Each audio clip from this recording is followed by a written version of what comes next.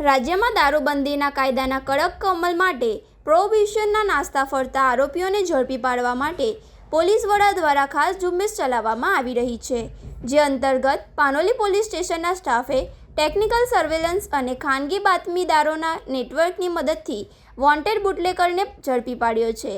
આ આરોપી ભરૂચ, સુરત અને નર્મદા એમ 3 જિલ્લાની પોલીસ માટે માથાનો દુખાવો બન્યો હતો.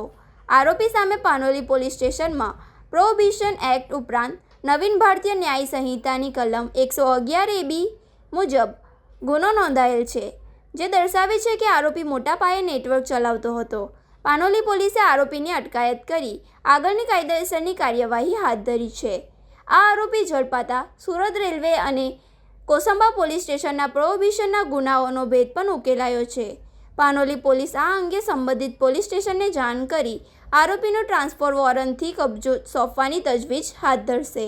અત્રે ઉલ્લેખનીય છે કે અગાઉ સુરતના કોસંબા પોલીસ મથકે સુરત રેલવે સ્ટેશન અને મથકે નોંધાયેલા 4 ગુનામાં પોલીસે ઝડપી પાડ્યો હતો, જે બાદ પણ પોતાના દારૂનું નેટવર્ક ચાલુ રાખ્યું હતું. હાલ ભરૂચ જિલ્લાના પાનોલી અને નબીપુર પોલીસ મથકે વોન્ટેડ હતો અને સુરત જિલ્લાના કોસંબામાં અને આમલેઠા પોલીસ મથકમાં પણ વોન્ટેડ હતો.